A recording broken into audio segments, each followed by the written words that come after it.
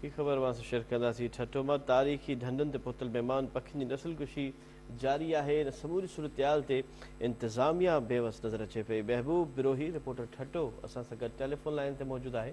जी महबूब बिरोही।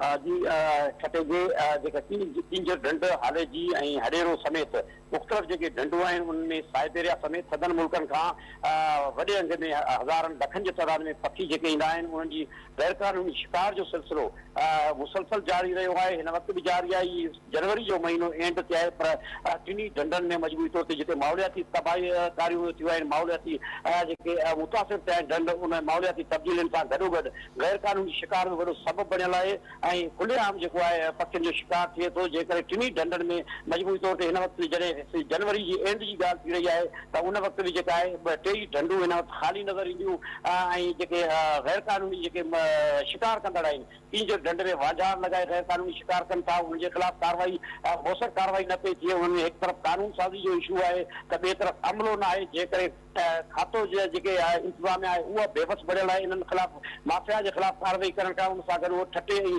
सिजावल ज़िलनि अंदरि केतिरियूं ई ढंढूं आहिनि, ख़ानगी तोड़े जेके आहे सिंधु दरिया जे जेके छाड़ आहिनि, क्रीक्स आहिनि, उन्हनि ते वॾे अंग में माज़ी में पखी ईंदा हुआ। लखनि जे तइदाद में उन पखियुनि जी तइदाद ख़तरनाक हद ताईं घटिजी वई आहे ऐं फ्लाई रूट्स जेके आहिनि उहे जेके माहौलियाती माहिर ॿुधाइनि था उहे बि डिस्टर्ब थिया आहिनि, जंहिंजे करे पखियुनि जी आमद जिते घटि थी आहे उते जेको आहे गैर क़ानूनी शिकार जेको आहे वॾो सबबु बणियल आहे, जंहिं करे पखियुनि जी जेका आमद आहे उहा ख़तरनाक हद ताईं घटिजी चुकी आहे। पर इन हवाले सां को ख़ासि फॉर्मेट न आहे ठही सघियो। हिन वक़्तु ताईं कानून साज़ी त थिए थी, पर उन हवाले सां को मैकेनिज़म न आहे, अमले वटि हथियार न आहिनि या जेको ख़ुदि जेको वाइल्ड लाइफ अमलो आहे उन्हनि जो अंग तमामु घटि आहे। हिकु हिकु जेको इंस्पेक्टर मुख़्तलिफ़ जेके ढंढनि ते मुक़ररु आहिनि, जंहिं करे उहे कार्रवाई करण खां कासिर पढ़ियल आहिनि। ईअं खुलेआम जेको आहे बेदर्दी सां ऐं बेरहमाने तरीक़े सां हथियारनि जे ज़रिए या वरी जेके वांझारा लॻाए गैर क़ानूनी शिकार जो सिलसिलो जारी रहे थो, उहो हिन वक़्तु बि जारी आहे। जंहिं करे पखियुनि जी जेका आमद आहे सिंध जे तारीख़ी ढंढनि ख़ासि तौर ते लाड़ वारे हिन ख़िते ठटे में उन्हनि जी जेका आमद आहे उहो ख़तरनाक हद ताईं घटिजी वई आहे।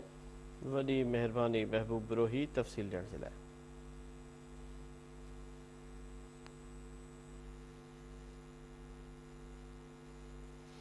लखी गुलाम